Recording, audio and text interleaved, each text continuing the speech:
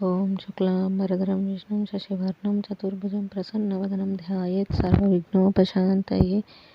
ఓం సరస్వతీ నమస్తుభ్యం వరదే కామరూపిణి విద్యారంభం కరిష్యామి సిద్ధిర్భవతు మే సదా. ఓం గురుర్బ్రహ్మ గురుర్విష్ణు గురుర్దేవో మహేశ్వరః గురు సాక్షాత్ పరబ్రహ్మ తస్మై శ్రీ గురవే నమః. మనం యోగ వాసిష్టం అనే గ్రంథంలో నిర్వాణ ప్రకరణం ఉత్తరార్థంలో 10వ భాగంలో ప్రస్తుతం 10వ భాగాన్ని ప్రారంభించుకుంటున్నాం. విద్య అవిద్యోపాఖ్యానం. అందులో మొదటి అంశం అవిద్యను త్యజించే ప్రయత్నం అత్యావశ్యకం.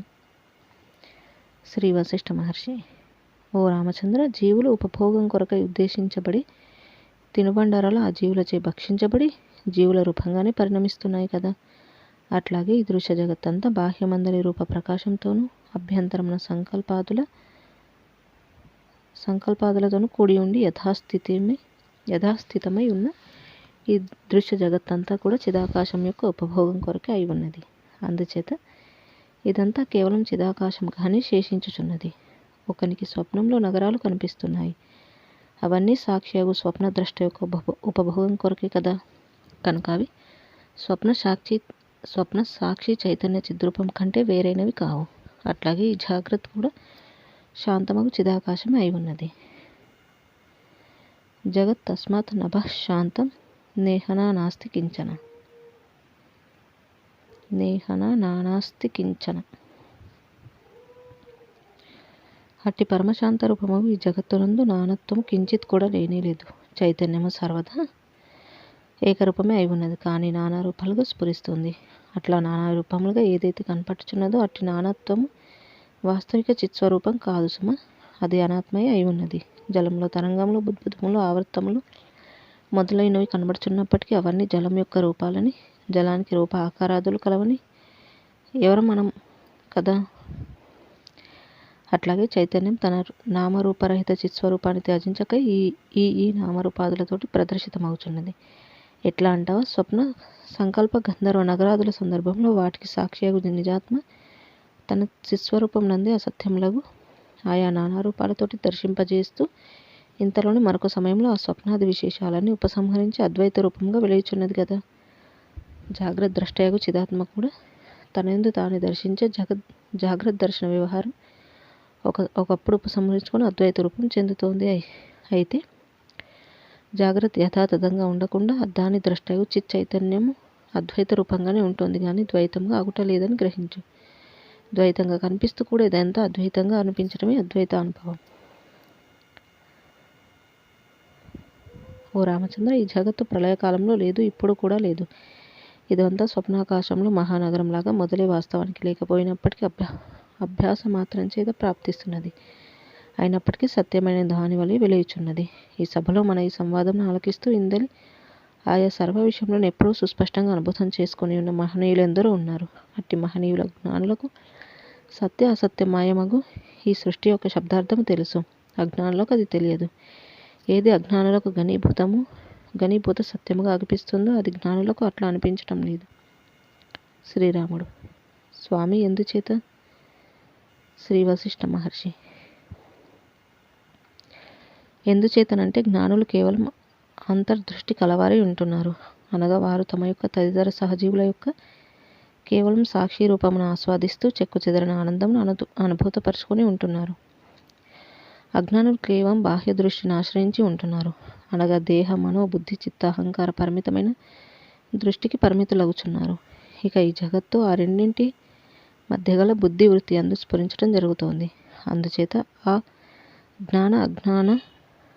అజ్ఞానులిరువురు ఒకరి దృష్టిని మరొకరు ఎరుగుటకు గాని ఒకరితో మరొకరు చెప్పుకోవటానికి కానీ సమర్థులు కాలేకపోతున్నారు.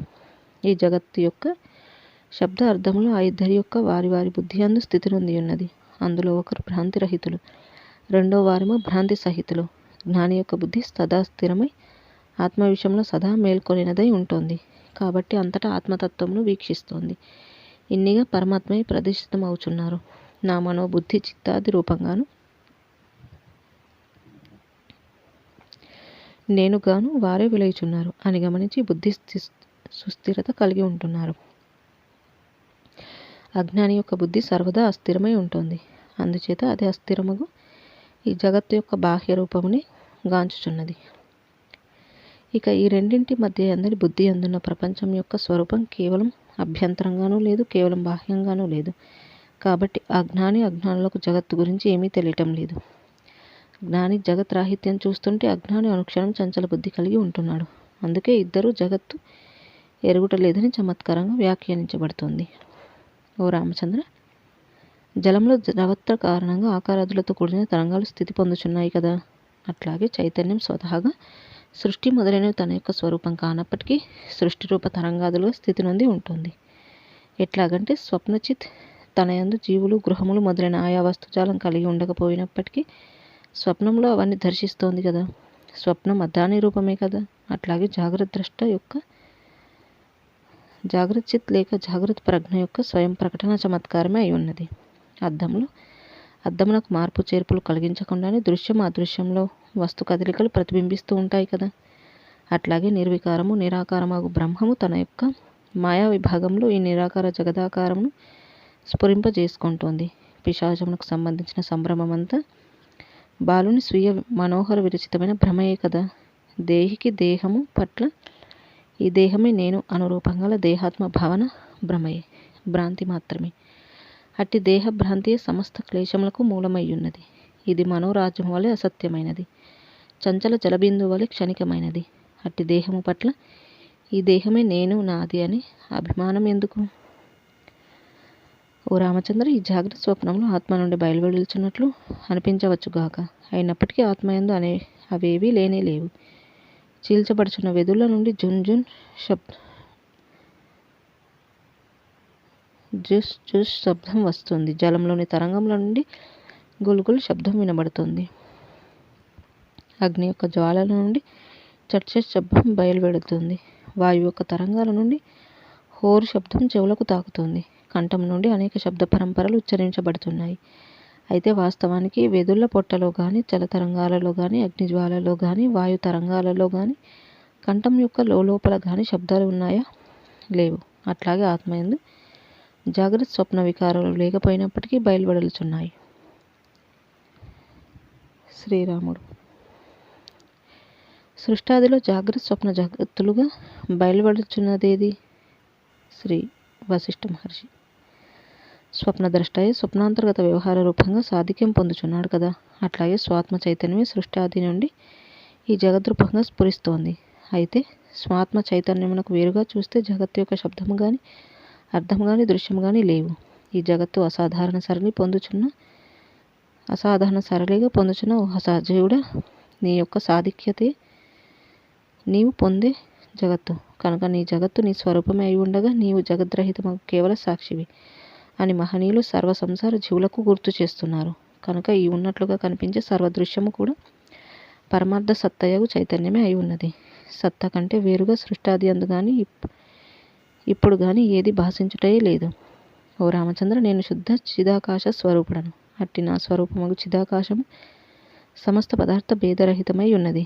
అది అధిష్టాన దృష్టిచే చూస్తే సమస్త పదార్థ సహితమై ఉన్నది కూడా. అట్టి నేను సర్వ విధముల శాంతుడను, సుఖస్వరూపుడను అని గ్రహించి ఉండు. ఈ జీవుడు తనయందే అసద్రూపంగా ఆవిర్భవించినట్టి తమస్సును, విక్షేపమును శుద్ధ బోధైక స్వరూపమగు ఆత్మయందలి విశ్రాంతిచే త్యజించి వేయాలి. ఎందుకంటే ప్రతి జీవుడు అనునిత్యంగా పరమశాంతమగు శుద్ధాత్మయే అయి ఉన్నాడు కదా. ఆత్మజ్ఞానం కొరకు నిరంతరమైన దృఢమైన ప్రయత్నం చేస్తూ ఉంటే ఈ జీవుడు తనకు తానే బంధువు అవుతాడు. అట్లా ప్రయత్నంలో ఉండకపోతే తనకు తానే శత్రువు. తనను తాను ఆత్మజ్ఞానంచే రక్షించుకునే ఉపాయం ఆశ్రయించక అనుక్షణం మార్పు చేర్పులతో కూడుకొని ఉండే ఈ దృశ్యము సమాశ్రయించి ఉండాలనుకుంటే ఇక అతనిని స్వకల్పిత మనోవేదనల నుండి రక్షించడానికి మరింకే ఉపాయం కనబడటం లేదు. అందుచేత ఓ సర్వసభికులారా,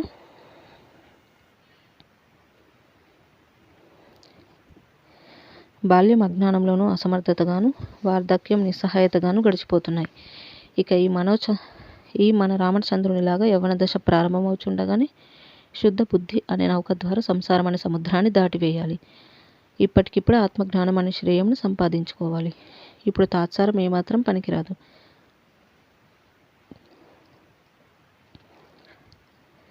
ఆ తర్వాత ముసలివాళ్ళం అయిన తర్వాత చూసుకుందాంలే అని ఇప్పుడు యవ్వన దశలో ఏదో రోజులు గడిపివేస్తూ ఉంటే ఇక ముదసలి అయిన తర్వాత చేసేదేమిటి? అప్పుడు ఈ కాళ్ళు చేతులు తదితర ఇంద్రియాలు దేహానికి భారభూతమవుతూ ఉంటే ఆత్మజ్ఞానానికి ఎవడైనా ఎట్లా ప్రయత్నించగలడు? బాల్య వార్ధక్యములు జ్ఞాన సాధకములు కావు. అందుచేత ఆ 2 దశలు పశుపక్షిత్వ సదృశాలని మరణతుల్యములని విజ్ఞులు గుర్తు చేస్తున్నారు. యవ్వనం ఒకటి సరి అయిన సమయం. యవ్వనంలో కూడా వివేక సముపార్జనకు సంసిద్ధం కాకపోతే ఆ బ్రతుకు ఒక్కొక్క బ్రతికే కదా. అయితే ఈ యవ్వనం శాశ్వతమా? కాదు. అందుకని దొరికిన కొద్ది సమయం అత్యుత్సాహంతో శ్రద్ధగా సద్వినియోగం చేసుకోవాలి సుమ. ఈ జీవితం మెరుపు యొక్క పతనం వలె అతి చంచలమైనది. ఇక సంసారం ఒక అతి దీర్ఘ రోగం వంటిది. ఇట్టి సంసారం అనే మానసిక వ్యాధి కలిగి ఉన్నామని తెలుసుకొని కూడా ఈ జీవుడు సచ్చాశ్రము సాధు సాంగత్యం అనే ఔషధం సేవించకపోతే ఇక అజ్ఞానం అనే పంకం తొలగేదెట్లా? అజ్ఞానం అనే బురదలో ఆత్మ మునిగి ఉండగా దానిని శాస్త్ర ప్రవచనం సాధనలు అనే ఉపాయములతో తమను తాము ఉద్ధరించుకునే ప్రయత్నం చేయని వారు తమ పట్ల తామే ఎంతటి మహాక్రూరులు, ఎంతటి అధములు. వారి ఉత్తరోత్తర గతులను తలుచుకుంటేనే మాకు అయ్యో అనిపిస్తుంది. మట్టితో తయారు చేసిన కలితాల సభను చూచి ఇదంతా మట్టియే అని తెలుసుకోకపోవటం చేత ఒక గ్రామవాసి ఎంతో దుఃఖం భయం పొందుతాడు చూచావా?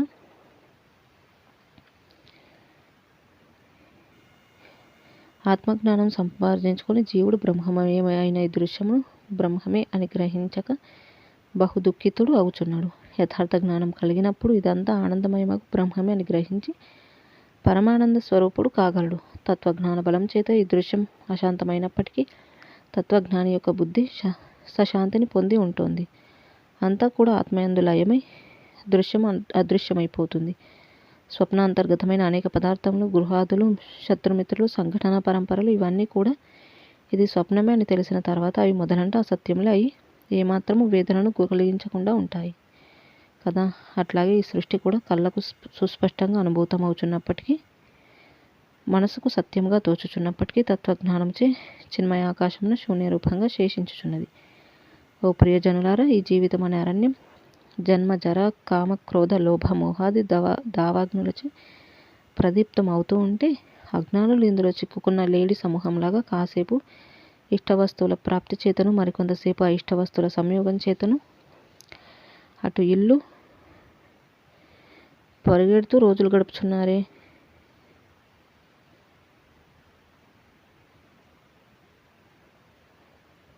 ఈ ఇంద్రియములే మదించిన మనస్సుచే అందలించబడుచు ఒకవైపు ఇట్లా అందలించబడుచు ప్రాణవాయువుల ధార బాహ్య వస్తువులపై పరుగులెడుచున్నాయి. ఇక తాత్సారం ఉచితమైన ఒకవైపు ఇట్లా తగలబడుతూ ఉంటే ఈ గదిలో వెచ్చగా ఉన్నది కదా అని దుప్పటి కప్పుకొని పడుకుందామనుకోవటం క్షేమమా? కాదు కదా. మీరు ఇంద్రియములను జయించి జ్ఞానం ద్వారా అవిద్యను జయించవలసిన సమయమైంది. ముక్తులై జనన మరణ చక్రమును నిరోధించవలసిన సందర్భం ఈ జీవితమే. ఈ మహత్తరమైన జీవితమును అనేక అనవసరమైన వ్యవహారాలతోనూ దిగుళ్లతోనూ నేలపాలు చేసుకోకండి. కనుక ఆత్మజ్ఞానం కొరకై నడుం బిగించండి. జై శ్రీరామ్. ఈ విధంగా మనకు అవిద్యను త్యజించే ప్రయత్నం అత్యావశ్యకం అనే అంశాలను గురించి సుస్పష్టంగా వివరించడం అనేది చూసాము. ఇక రెండవ అంశం ఇంద్రియములను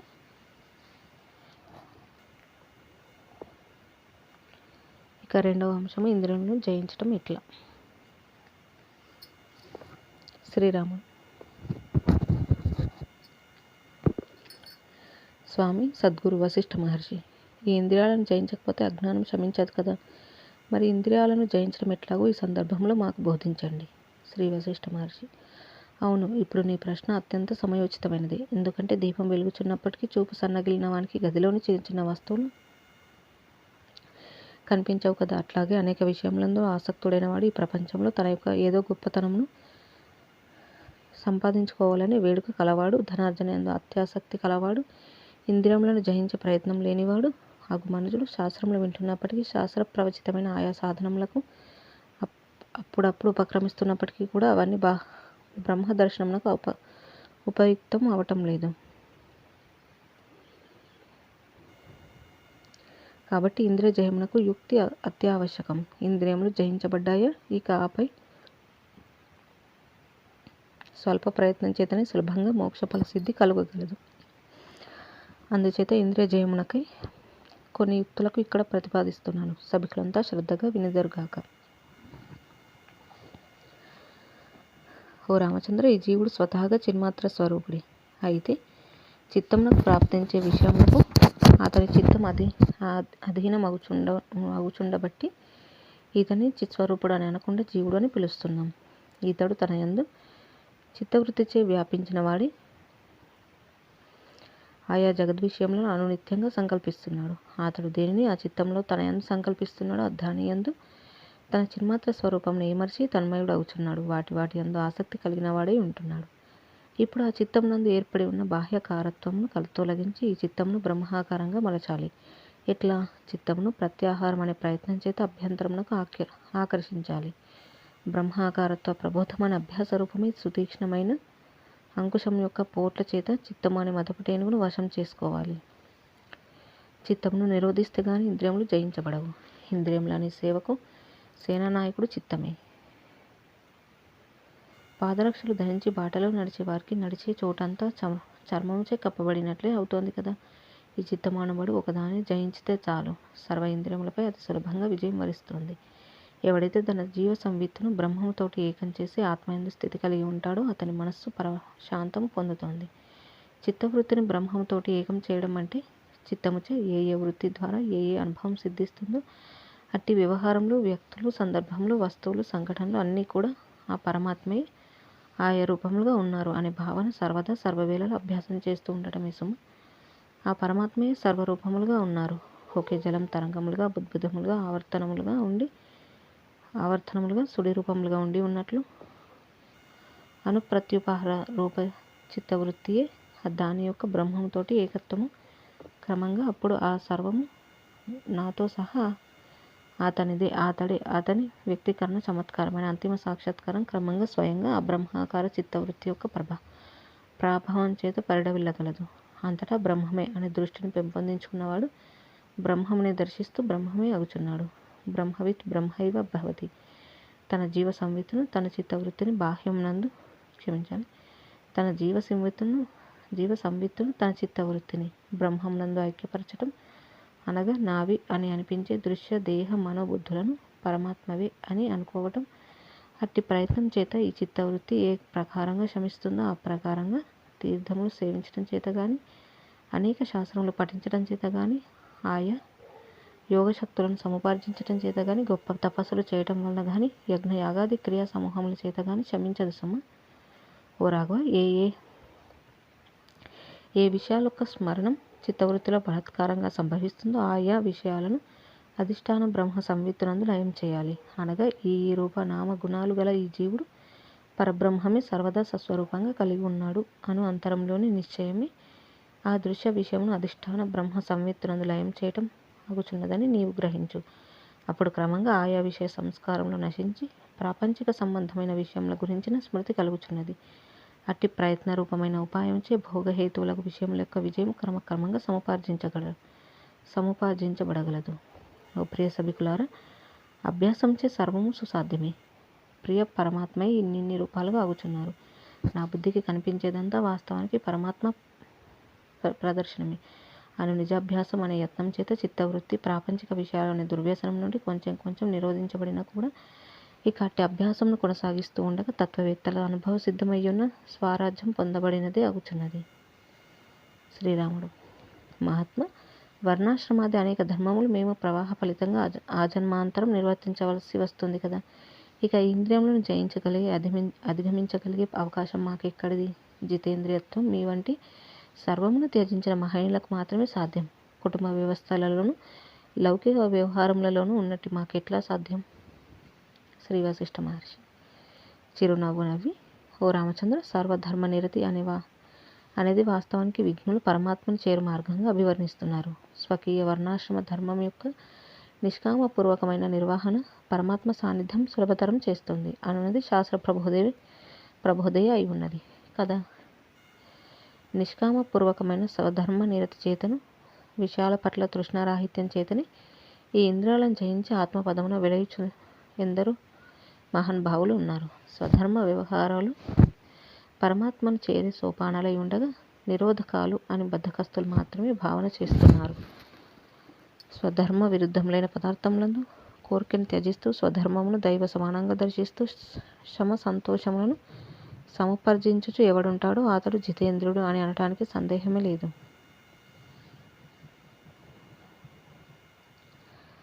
మనోశమనం ఎవడైతే సహజీవులను చూస్తున్నప్పుడు ఒకటి అభ్యంతర సంవిత్తు ఆ సహజీవుని కేవల చిత్స్వరూపమును పట్ల ప్రియము ప్రీతి, రెండవది బాహ్య సంవిత్తు చిత్త దేహాదుల పట్ల ఇవి ఈతని వాస్తవ రూపం కాదు కదా, జలం యొక్క తరంగముల్ని భ్రమయుతం క్షణికం కదా అని ఒకానొక అభిరుచి, అప్రీతి, గాంభీర్యంతో కూడిన అతీతత్వము కలిగి ఉంటాడు. అట్టి అభ్యాసవశం చేత ఈ మనస్సు క్రమంగా అతి త్వరలో జయించబడుతుంది. అట్టి వారికి సకల సహజీవుల పట్ల వీరు ఆత్మస్వరూపులే అనే దృష్టి పెంపొందుచు క్రమక్రమంగా మమస్వరూపులే అని బుద్ధి నిశ్చలమవుతుంది. అప్పటిక నేను సర్వంతర్యామి ఆత్మను అని నిశ్చలమైన బుద్ధి ఘనీభూతం కాగలదు. అది ఆత్మదృష్టి సుమ. ఓ మిత్రులారా, దేహ మనోబుద్ధి దృశ్య రూపములకు బాహ్య సంవిత్తు నేను కాదు. అఖండము, అప్రమేయము, నిత్యము, నిర్మలము, యథాతథము, సర్వ జగత్ వాస్తవ స్వరూపము అంతః సంవిత్తును నేను అనే అభ్యాసమునకు తాత్సారం ఎందుకు, వెనుకాటం ఎందుకు, మొహమాటం ఎందుకు నాకు చెప్పండి. అట్టి అంతర్సంవిత్తే వాహం, ఆ నిశ్చల అంతర్సంవిత్తుని నేను. అదే ప్రతి ఒక్క జీవుడు అనబడి మనోబుద్ధుల యొక్క కొంచెం కొంచెం ప్రయత్నంచే ఈ చిత్తవృత్తి నిరోధించబడగలదు. క్రమంగా మనస్సు దుర్వ్యసనముల వైపుగా పరుగెడటం అనే దురభ్యాసమును అంతా పరమాత్మకు చెందినదే అని పరమాత్మ స్వరూపమే అనే ప్రయత్నంచే జయించబడుతుంది. ఈ మనస్సు ఎప్పుడు ఎటు ఒకవైపుగా పరుగులు తీయటమే స్వభావంగా కలిగి ఉన్నది. అట్టి మనస్సు యొక్క నిత్య చలనత్వమును సద్వినియోగపరచుకోవాలి. ఎట్లా అంటే మనస్సు విషయాల వైపుగా పరుగులు తీయకుండా చూచుకోండి. వారు అట్టివారు, వీరు ఇట్టివారు అనే దృష్టిని పరమాత్మ ఇట్లు ప్రదర్శిస్తున్నారు అని మన మనస్సును కొంచెం సంస్కరించి సంయోగ వియోగ అతీతంగా నియమిస్తే అప్పుడది తనకు తానే వివేకం వైపుగా పరుగులు తీయసాగుతుంది. అట్టి వివేకమును సముపార్జించుకున్న బుద్ధి కలవాడు జితేంద్రుడు అని పిలువబడుచున్నాడు. ఆ విధంగా అంతరంగ సాక్షి దృష్టిని పెంపొందించుకునే బుద్ధిమంతుడు ఏ పరిస్థితులలో కూడా సంసార సముద్ర వాసనల తరంగములలో కొట్టుకుపోడు. ఓ ప్రియ సభికులారా, అతి దీర్ఘకాలం వేచి ఉన్న తర్వాత అనేక ప్రయత్నములు నిర్వర్తించి ఈ మానవ జన్మ అనే అవకాశమును పొంది ఉన్నారని గుర్తు చేస్తున్నాను. అందుచేత ఇది సద్వినియోగపరచుకోవాలి కానీ దుర్వినియోగపరచుకోకూడదు. దుర్వినియోగం వాసనలు అనే తరంగాల వెంటబడి ప్రాపంచిక వ్యక్తిగత సంఘటనగతమైన అభ్యాసంచే బుద్ధిని మరింత కలుషితపరచుకోవటం. సద్వినియోగం ఇంద్రియ వ్యవహారమును పరమాత్మ పరంగా దర్శిస్తూ ఆత్మదృష్టి పెంపొందించుకోవటం. ముందుగా అంతర్సంవిత్ దృష్టిచే ఇంద్రియాలను, ఇంద్రియ ధ్యాసలను జయిస్తూ అట్టి ప్రయత్నం నిరంతరం కొనసాగిస్తూ ఉండాలి. ఆ ప్రయత్నంలోని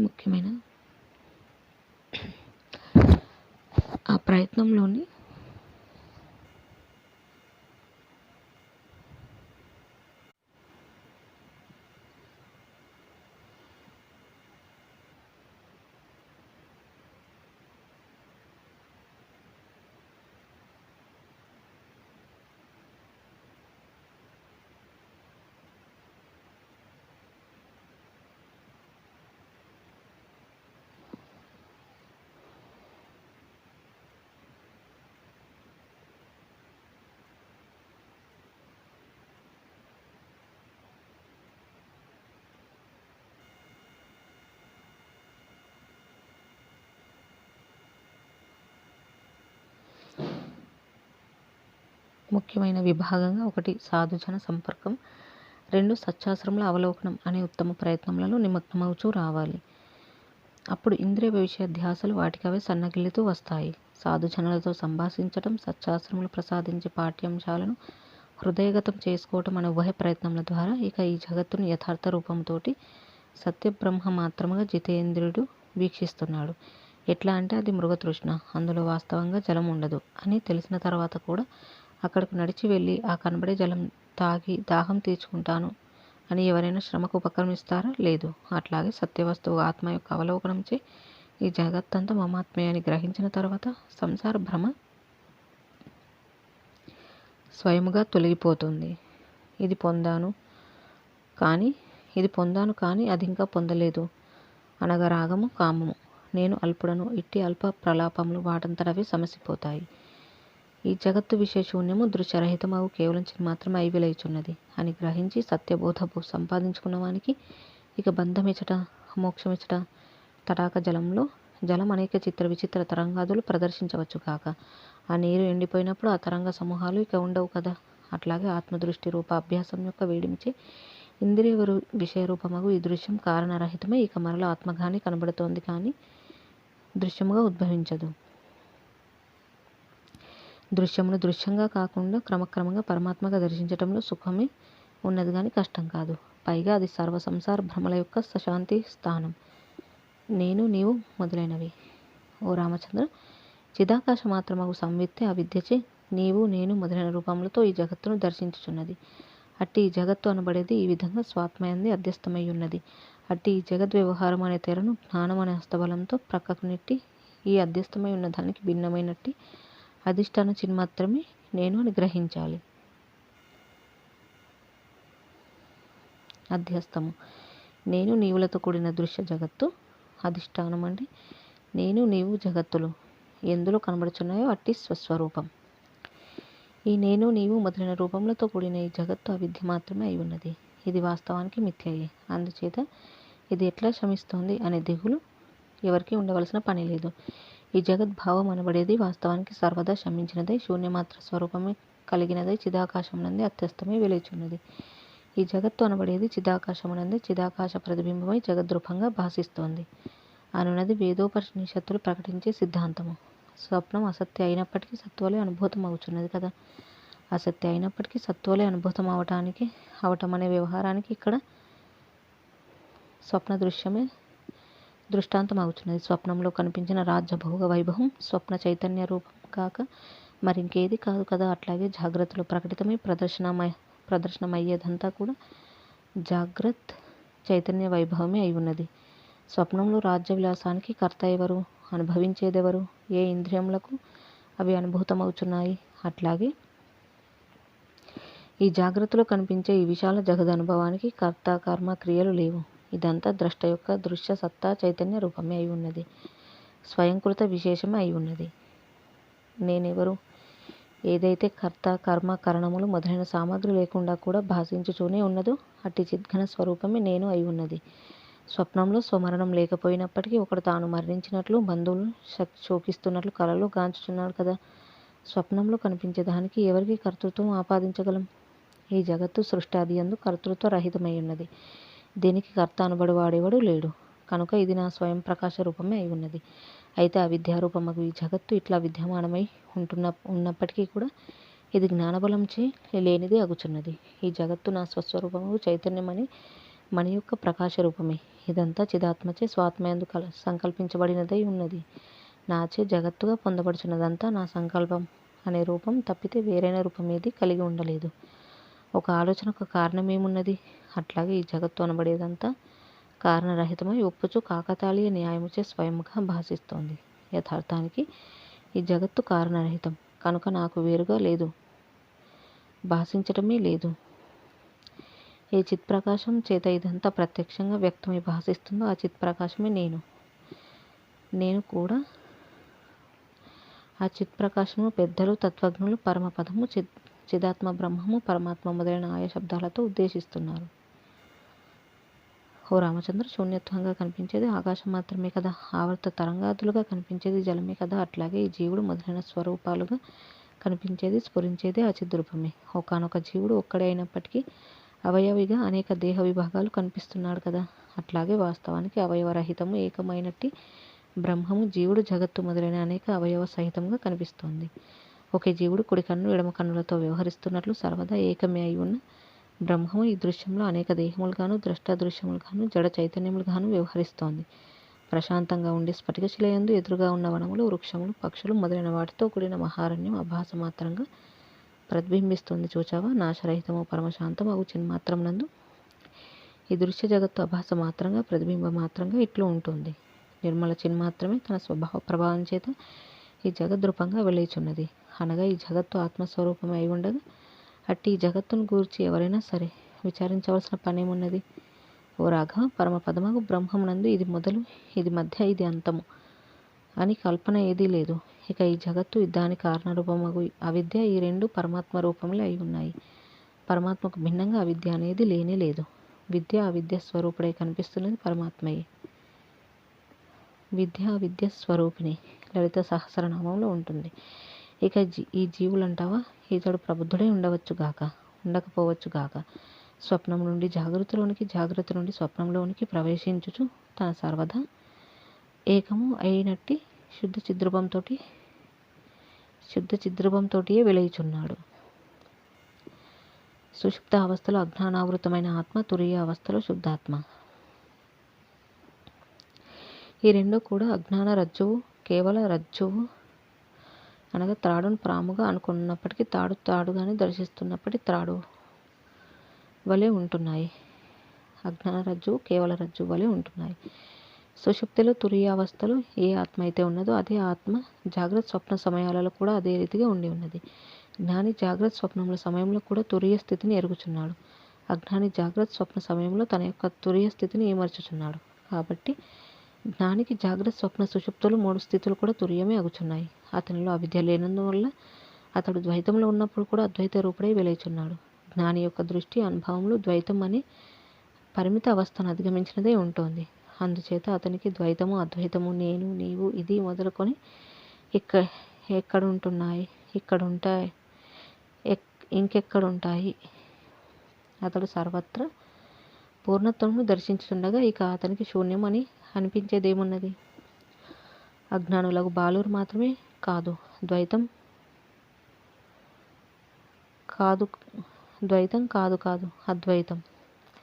అజ్ఞానులకు బాలురు మాత్రమే కాదు, ద్వైతం కాదు అద్వైతం మొదలైన భేదములతో కూడిన వాక్య విభ్రమంతో క్రీడిస్తున్నారు. ఇక బోధవృద్ధులకు జ్ఞానులు వారిని చూచి నవ్వుకుంటున్నారు. శ్రీరాములు: మరి గురువులు ద్వైత అద్వైత ప్రవచనములు ఎందుకు సిద్ధాంతపూర్వకంగా శిష్యులకు ప్రతిపాదిస్తున్నారు? శ్రీ వశిష్ఠ మహర్షి: గురువులు శిష్యుల ప్రబోధం అనే ఫలమును ఫలీకరింపజేయటానికి ద్వైత అద్వైత వివాదముల కోర్కె అనే ఫలతీగను పెంపొందింపజేయుచున్నారు. అజ్ఞానుల హృదయాలను పరిశుద్ధపరచటానికి, విజ్ఞానమయం చేయటానికి ఆయా ద్వైత అద్వైత వాదోపవాదములు ఆవశ్యకమై ఉన్నాయి. అందుచేత గురుస్థానంలో ఉన్న నేను కల్పితమైనట్టి ద్వైత అద్వైత విచారణ అనే చీపురును మిత్రభావంతో వివాదరహితంగా అంగీకరిస్తూ వస్తున్నాను. గృహిణి గదిని శుభ్రంగా ఉడిచివేసిన తర్వాత ధూళిని ప్రోగు చేసి తొలగించి ఆ చీపురు మాత్రం ఒక మూల ఉంచుతోంది కదా. జీవుల హృదయ గృహములను పరిశుభ్రపరచటం అనే కార్యమునకు బ్రహ్మదేవునిచే ఉద్దేశించబడిన బ్రహ్మ మానసపుత్రుడనగు నేను ద్వైత అద్వైత విచారణ అనే చీపురుచే ఆ శ్రోతల హృదయాలలోని ధూళిని ఉడిచివేస్తూ ఆ తర్వాత ఆ విచారణను ఒకవైపుగా దూరంగా ఉంచుతూ వస్తున్నాను. అనుభవమును ఉద్దీపింపజేస్తున్నాను. ఆ విధంగా అవిద్య అనే ధూళి తొలగిపోయిన తర్వాత అధికారులకు ముముక్షువులు బ్రహ్మమునందే నెలకొని ఉంటారు. వారికి ద్వైత అద్వైత పాఠ్యాంశమాత్ర దృష్టి తన విషయత్వం కోల్పోతుంది. అది చెప్పుకోదగ్గ విషయం కాకుండా పోతుంది. ఉదాహరణకు ఎడమ కన్ను, కుడి కన్ను ఉపయోగించుచున్న జీవుడు సర్వదా ఒక్కడే కదా అనే దృష్టాంత ఆత్మ వస్తుపరంగా సుస్పష్టం చేసుకున్న తర్వాత ఎడమ కన్ను, కుడి కన్ను ఒక్కటా వేరువేరా అనే చర్చకు ప్రసక్తి ఎక్కడిది? అవిద్య తొలగిపోయిన తర్వాత అట్టి అధికారులకు ముముక్షులు తమ ప్రాణ మనస్సులను బ్రహ్మమునందే నెలకొల్పుకొని బ్రహ్మం గురించి పరస్పరం బోధించుకుంటూ నిత్యం బ్రహ్మమునందే క్రీడిస్తూ పరమానందానుభవులై ఉంటారు. తృప్తి, సంతోషం కలిగి ఉన్నవారై ఉంటారు. ఇక వారి దగ్గరకు వెళ్ళి మీది ద్వైత సిద్ధాంతమా అద్వైత సిద్ధాంతమా అని అడిగితే అసలు విషయం తెలుసుకొని రండి, అప్పుడు మీకు చెప్తామని మౌనంగా చెప్పి ఉంటారు. ఆ విధంగా చెప్పి మౌనంగా ఉంటారు. ఇట్లు నిరంతరం ప్రీతిపూర్వకంగా బ్రహ్మతత్వమును విచారణ చేస్తూ సేవిస్తూ ఉండగా క్రమంగా నేను చెప్పినట్టు సార వివేచన బుద్ధియోగం స్వయంగా దృఢమవుతోంది. దానిచే వారు మోక్షం అనే బ్రహ్మపదమును పొందుచున్నారు. ఓ ప్రియ సభికులారా, శ్రోతలారా, ఈ ప్రపంచంలో ఒక గడ్డి పరక సంపాదించాలంటే కూడా అది కొంత ప్రయత్నం చేత మాత్రమే సాధ్యమవుతోంది కదా.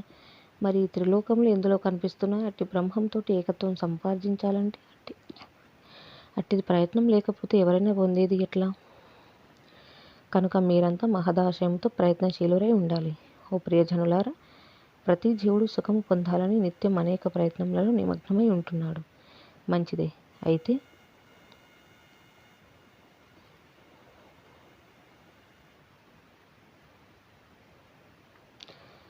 మనుష్యానందం మొదలుకొని బ్రహ్మదేవుని ఆనందం వర్గాల 10 రెట్లు ఆనందంను ఏ బ్రహ్మానందం సమక్షంలో మహాసముద్ర జలం ముందు ఒక చుక్క నీటితో సమానంగా పోల్చబడిందో అట్టి బ్రాహ్మీ దృష్టికై ఎందుకు సంపాదించరాదు? మనస్సు యొక్క అంకుర స్వరూపము ఈ సంసారం నందలి రాజ్యసుఖం అసలు నిజమైన సుఖమా? ఆత్మానందం ముందు అది ఎంతటి అల్పమైనది.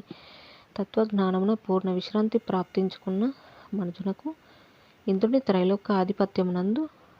త్రైలోక్యాధిపత్యానందము ఒక తృణముతో సమానమగుచున్నదే. ఓ ప్రియజనులారా, అజ్ఞాన నిద్రయందున్న విషయలంపటంలో దృశ్యం పట్ల ఎంతో ఆసక్తిపరులై ఉన్నారు కదా. ఓ ప్రియజనులారా, అజ్ఞాన నిద్రయందు విషయలంపటులు దృశ్యం పట్ల ఎంతో ఆసక్తిపరులై ఉన్నారు కదా. వారెంత ఆసక్తి కనబరుస్తున్నారో అంతగానూ తత్వజ్ఞులు దృశ్యం పట్ల నిద్రించిన వారి వలె ఉంటూ నిరతిశయమగు ఆత్మపదమునందు మేల్కొని సర్వదా దానిని అంతటా గాంచుచున్నారు. ఓ రామచంద్ర, మరలా ప్రకటిస్తున్నాను, అట్టి నిత్య అపరోక్ష నిరతిశయానంద రూపమగు మోక్షరూప స్థితి ప్రయత్నము చేతనే లభించగలదు. మహాభ్యాసం అనే వృక్షం యొక్క ఫలమే పరమాత్మ పదము. కనుక సర్వజీవులారా, మీరు ఆ మార్గంలో ప్రయత్నశీలురై ఉండండి. సకల జనులపై గల అవాజ్యమైన ప్రేమ చేతని ఈ రామచంద్రుడు నిమిత్తంగా చేసుకుని లోకములకు ఈ జ్ఞానశాస్త్రము ప్రతిపాదిస్తున్నాను. ఒకడు అజ్ఞాని అయినా సరే జిజ్ఞాస శ్రద్ధులతో యావృత్తి పూర్వకంగా ఆత్మజ్ఞాన శాస్త్రం పఠించటం, విఘ్నుల ద్వారా ప్రవచనమును వినడం మొదలైన అభ్యాసములచే తప్పక గొప్ప ఆత్మజ్ఞాని కాగలడు. అట్లా కాకుండా ఏదో కొంచెం చదివి మాకు అంతా తెలిసిపోయింది అని అనుకొని అభ్యాసపూర్వకంగా అధ్యయనం చేయకపోతే ఇంకా వేరైన మార్గంలో మోక్షం సులభమే సుసాధ్యమే అని తెలియజేసేది ఎట్లా మాకు తెలియటం లేదు. పరమపురుషార్థమగు మోక్షఫలమును ప్రసాదించగల బ్రహ్మదేవుని నిత్య మనోగతమైన ఈ శాస్త్రమును వేదం వలె మరల పఠించాలి, వ్యాఖ్యానం చేయాలి, పూజించాలి. ఈ శాస్త్రం నుండి ఏది లభిస్తుందో దానిని ఎరిగినచో జీవుని యొక్క క్రియ జ్ఞానములు రెండు పవిత్రమవుతాయి. వేద తాత్పర్యమే ఈ శ్రీ వశిష్ఠ రామ సంవాదము, యోగ వాసిష్టము, మహారామాయణం అనబడేది శాస్త్రము. ఇది వేదాంత శాస్త్రములలో ఉత్తమమైనది. మీ అందరిపై గల స్వభావ సిద్ధమైన ప్రేమ చేతని ఈ మోక్ష శాస్త్రమును మీ ముందు ఉంచుచున్నాను. మీరందరూ ఈ శాస్త్ర పఠనంచే ఆత్మానందము పొందాలనే ఉద్దేశమే కానీ మరి ఇంకేమీ కోరి ఈ ప్రవచనము చెప్పటం లేదు. ఈ శాస్త్రమును పరిశీలించటంచే ఈ దృశ్య సమూహము మాయా అని గ్రహించగలరు. కనుక శ్రద్ధాశక్తులతో ఈ శాస్త్రమును పఠిస్తూ విచారణ చేయండి. ఈ యోగ వాసిష్టమును పఠించిన తర్వాత అప్పుడు తక్కిన శాస్త్రములను పరిశీలిస్తే అవన్నీ లవణము కలిపిన తర్వాత ఆ పప్పులాగా అతి రుచికరంగా గోచరించగలవు. ఇది ఒక కావ్యం వలె చెప్పబడలేదు. అందుచేత ఉత్తమ శాస్త్రం అని అనిపించుకోదు అని ధరించి భాషాసక్తులు మాత్రమే అయి మీకు మీరే ద్రోహం చేసుకోకండి అని మా మనవి. మేము మా పూర్వీకులు చెప్పిన ఒక్క శాస్త్రాన్ని చదువుతాం, ఇది మాకు అక్కర్లేదు అని తలచి ఈ శాస్త్రమును పరిశీలించని వారు మా తాతలు త్రవ్విన నూతిలోని నీరే త్రాగుతాం, ఇక తదితర నదీ జలములతో మాకేమి పని అని తలచిన వారవుతున్నారని మా ఉద్దేశం. కనుక రామచంద్ర, ఈ అఖండ రామాయణ శాస్త్ర పఠనము క్రమంగా ఇంద్రియ జయము అనే ప్రయోజనమును స్వయంగా స్వభావసిద్ధంగా సిద్ధింపజేయగలదని ఋషులకు మా ఉద్దేశం. జై శ్రీరామ్. ఈ విధంగా మనకు ఇంద్రియాలను జయించడం ఎట్లా అనే అంశాల గురించి వివిధ అంశాలను విచారించడం అనేవి తెలుసుకొని ఉన్నాము.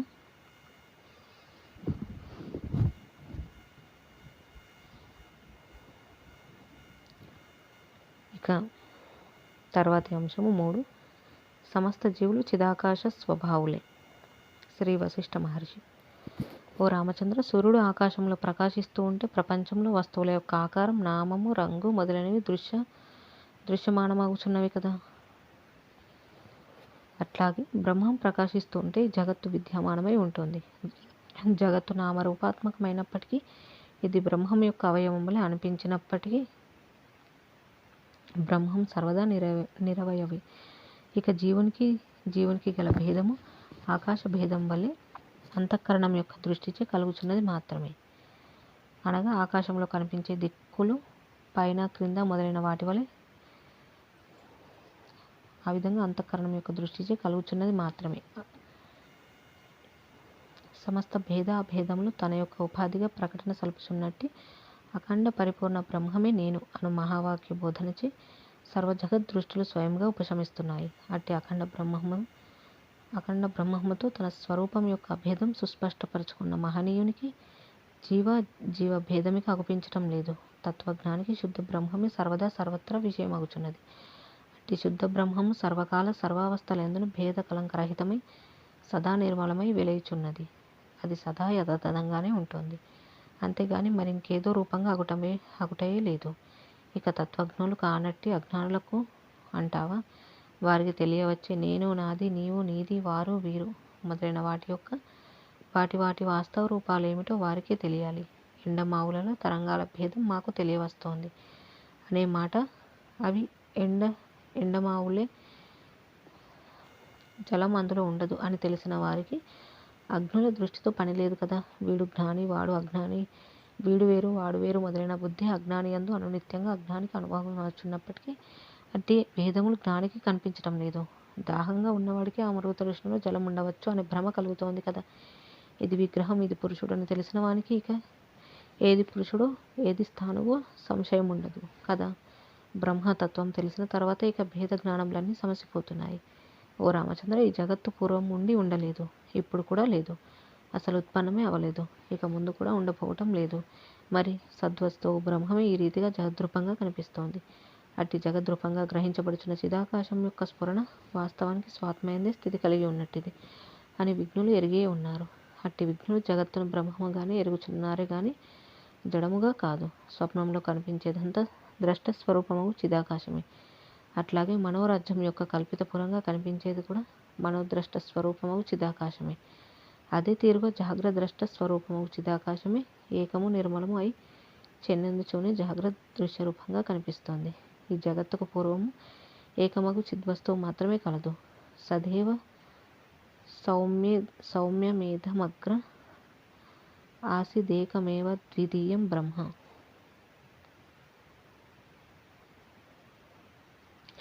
అని శృతులు చెప్పే వాక్యములే ఈ జగత్తు ఏ సమయమందునూ లేదు అని చెప్పటానికి ప్రమాణ వాక్యములై ఉన్నవి. సృష్టికి పూర్వము ఎచ్చట కూడా నిమిత్త కారణం గాని ఉపాదాన కారణం గాని లేకయే ఉన్నాయి అని వేదవాక్కులు నిర్ద్వంద్వంగా ప్రకటిస్తున్నాయి.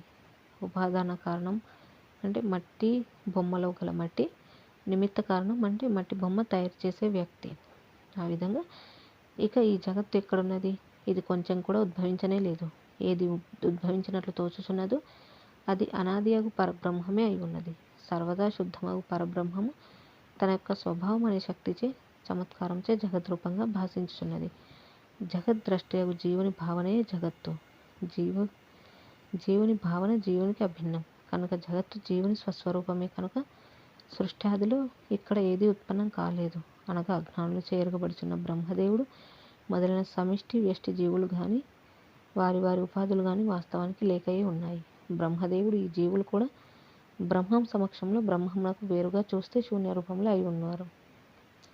చిదాకాశమే తన చిత్ స్వభావముచే జగత్తు జీవుడు అనురూపములుగా భాషిస్తోంది. జై శ్రీరామ్. ఈ విధంగా మనకి సమస్త జీవులు చిదాకాశ స్వభావులే అనే అంశాన్ని గురించి వివరించడం అనేది చూసాము. ఇక మిగిలిన అంశాలను మళ్ళీ తెలుసుకుందాం. ఇంతటితో ముగించుకుందాం. జై శ్రీరామ్. కాయేన వాచా మనసేంద్రియైర్వా బుద్ధ్యాత్మనా వా ప్రకృతే స్వభావాత్ కరోమి యద్యత్ సకలం పరస్మై నారాయణాయేతి సమర్పయామి. స్వస్తి. ఓం తత్సత్. ఓం శుక్లాంబరధరం విష్ణుం